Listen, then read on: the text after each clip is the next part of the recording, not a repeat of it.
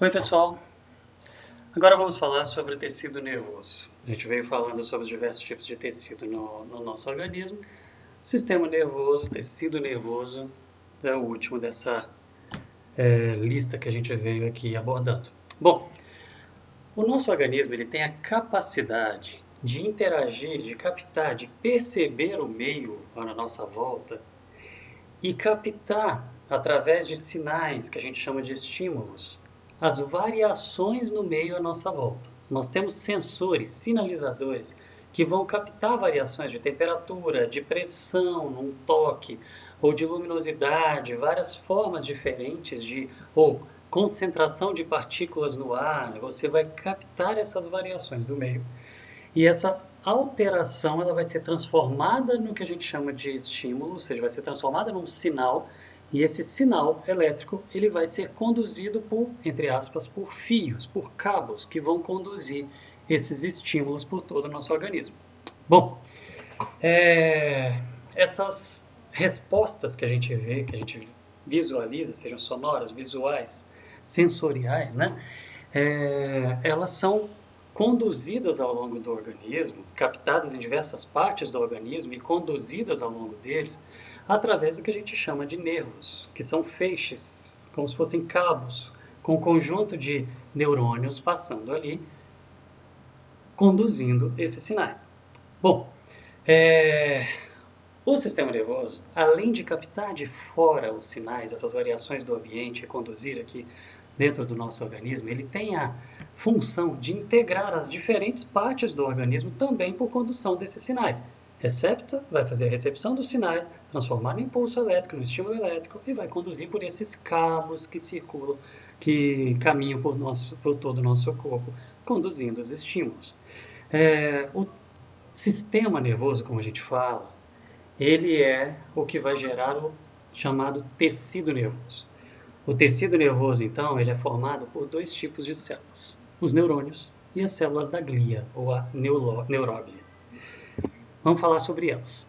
Neurônio em si é a chave mestra, é o cerne do sistema nervoso.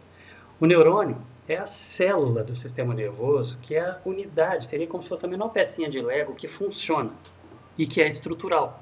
Ou seja, ela gera a estrutura, ela é o sistema nervoso, ela monta o sistema nervoso e funciona, tem um papel, desempenha um papel funcional ali. Então, o neurônio é a célula do sistema nervoso que tem um papel estrutural e funcional, ok? Para desempenhar o papel desse aglomerado de células ali, que está ali juntas para uma determinada função. O neurônio, tipicamente, ele tem três partes. Ele tem o corpo celular, o axônio e dendritos. Olhando para essa imagem, os dendritos seriam como essas estruturas, como árvores aqui, que elas entram no corpo celular, que é o que a gente imagina de célula em si, com todas as organelas ali dentro, tudo normal. Os dendritos, eles seriam os sensores que estão captando os estímulos que vêm de fora e vão conduzir para o corpo celular. Okay? Então, a entrada do sinal é no sentido dendritos, corpo celular. Do corpo celular, sai o axônio. E o axônio é como se fosse um cabo que vai conduzir a uma distância longa esses estímulos até a terminação do axônio lá, que também é com bifurcações. E essa terminação do axônio, ela chega próximo dos dendritos de um outro neurônio, de forma que o neurônio passa o estímulo para outro, que passa para outro, e aquilo vai sendo conduzido de uma parte à outra no organismo. Quando um neurônio se encontra com o outro, ou seja, da terminação de um axônio com o início dos dendritos ali de um outro neurônio, essa região de, entre aspas, contato entre os dois, porque na prática eles não se encostam, eles estão muito próximos, mas não se encostam, essa região de contato entre os dois a gente chama de sinapse, ok? O estímulo nervoso, o sinal elétrico, ele passa não simplesmente porque encostou e passou um sinal elétrico, mas ele passa através dos chamados neurotransmissores. Dentro lá do corpo celular, a gente tem muita mitocôndria, a gente tem as organelas todas, a gente tem o que é chamado de corpo de início, que é o retículo endoplasmático rugoso, e a gente tem fibras, a gente tem microtúbulos. E esses microtúbulos formam essas fibras que conduzem, vão caminhando por dentro dos dendritos, vindo até o corpo celular, e dali por todo o axônio, levando até a terminação do axônio lá no finalzinho. Então, essas neurofibrilas, elas terminam lá próximo da terminação do axônio, daquela parte ramificada ali, próximo de vesículas que têm os seus neurotransmissores, que vão ser liberados ali naquela região de contato, ali na sinapse, e que vão estimular o próximo neurônio, a entrada ali nos dendritos do próximo neurônio, que tem receptores para esses neurotransmissores, tem receptores na membrana plasmática do próximo neurônio ali, da ponta dos dendritos, e esses receptores vão captar os neurotransmissores que trouxeram o sinal que veio pelas neurofibrilas, ok? O sinal chegou, liberou esses neurotransmissores. Os neurotransmissores vão ser captados pelos receptores da membrana do próximo neurônio ali, dos dendritos, conduzindo, então, gerando novamente aquele sinal que vai ser conduzido da mesma maneira. Dendritos, corpo celular, vindo pelas neurofibrilas, axônio, levando até a terminação do axônio para passar para outro neurônio. Então, o caminho vai ser sempre esse e a condução ela vai por essas neurofibrilas, ok? Lembrando que o sinal, ele, entre aspas, ele salta, ele vai passar de um neurônio para o outro através dos neurotransmissores. Olhando para essa substância de início que a gente falou, como eu disse, é o retículo endoplasmático. Se você olha nas células do neurônio, é o retículo endoplasmático, ok? Rugoso, é dele que a gente está falando. O estímulo, então, não esquecendo, ele vai entrar pelo dendrito, passar pelo corpo celular, vai pelo axônio, ok? Até a terminação do axônio para passar pro próximo neurônio nos dendritos dele ali. Então, quando você olha para o neurônio, você vai ver, partindo do corpo celular, esses galhos que a gente vê, essas ramificações. Para um lado, como bem espalhados ali, os dendritos, para eles captarem os sinais, e para o outro, um cabo, entre aspas, único, que é o axônio, que vai estar conduzindo o estímulo lá para o próximo neurônio que ele vai transmitir. Os dendritos, eles são curtos. E eles são curtos e bem ramificados, para servir de sensores mesmo e captarem todos esses sinais. Passam dentro do corpo celular, vão pelos microtúbulos que a gente falou ali e vão passar pelo axônio até chegar lá no final. Esse axônio, ele tem uma proteção. E essa proteção ao redor do axônio, ela é formada por células, no sistema nervoso periférico, células de Schwann. As células de Schwann, elas geram o que a gente chama de bainha de mielina. Isso aqui é o núcleo da célula. Ela vai gerar um prolongamento e formar uma região, aqui uma camada gordurosa de proteção em volta do axônio, que a gente vai chamar de bainha de mielina, então gordurosa. Externamente ela está revestindo ali,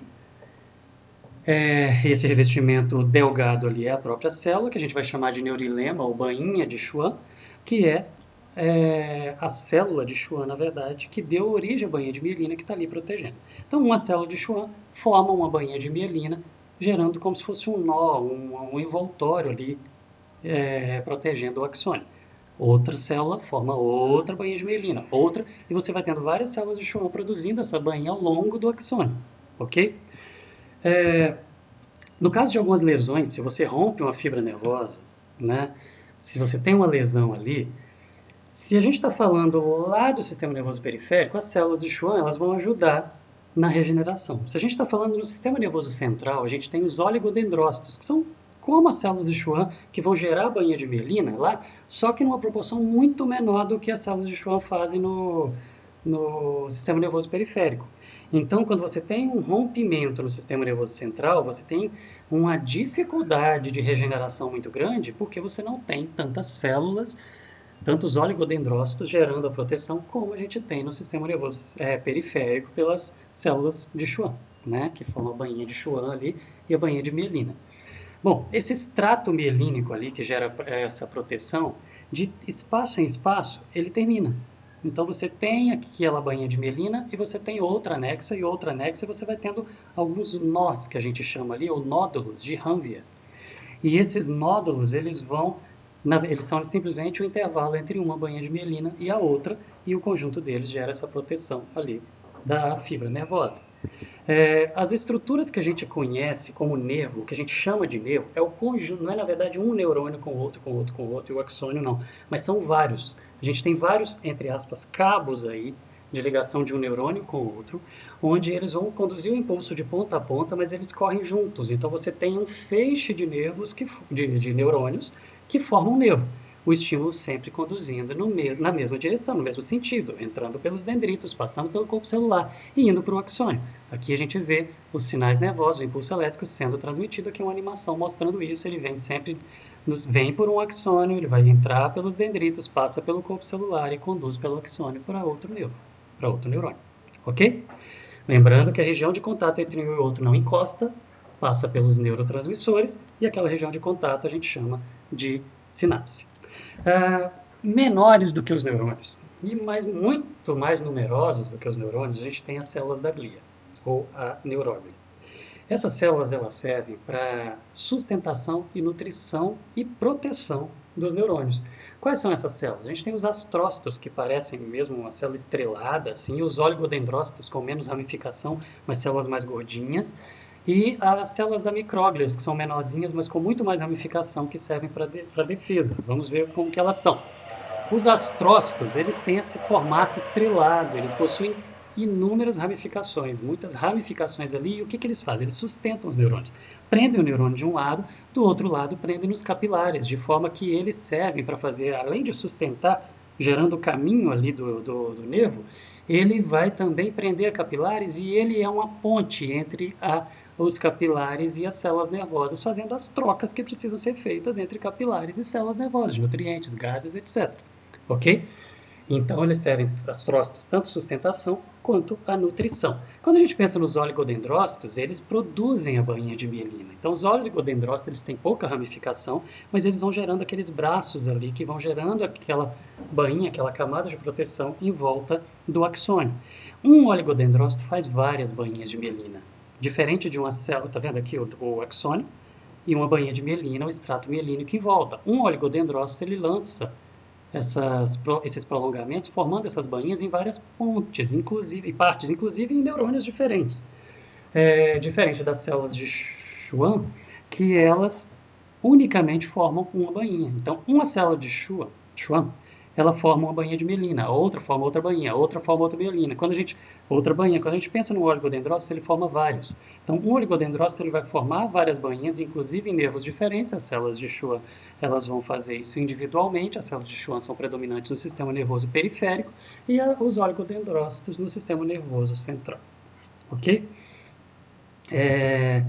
E as células da micróglia, como eu falei, fazem a defesa. São células pequenas, muito ramificadas, que conseguem fazer fagocitose. Então, elas circulam pelo sistema nervoso, fazendo a limpeza e proteção desse sistema, das células e do tecido nervoso. Ok? Do mesmo jeito que no tecido muscular, nas células musculares, células nervosas não sofrem mitose. Você não sofre mitose quando você rompe, quando você elimina, quando você destrói, você não substitui. Mas o que entra no lugar dela? Não fica um vácuo. No lugar dela, a gente tem uma substituição pelos astrócitos, aquelas todas estreladas que servem para sustentação, estão ali acompanhando ali o sistema nervoso e ajudando na nutrição e nas trocas ali com os capilares. Então, se você perde células nervosas, o que vai entrar no lugar delas são astrócitos, gerando ali uma substituição. Então, a informação que você perdeu quando você eliminou o neurônio, aquela informação, ou o caminho que você tinha, que passava um estímulo quando você eliminou o neurônio, aquilo ali não se recupera. Você tem que criar atalhos, caminhos diferentes para poder conduzir o sinal, porque aquele lugar ali ele vai ser substituído por um astrócito e ele não conduz estímulo nervoso. Ok? Então, por enquanto é só do tecido nervoso, do sistema nervoso que a gente iria falar. Um abraço.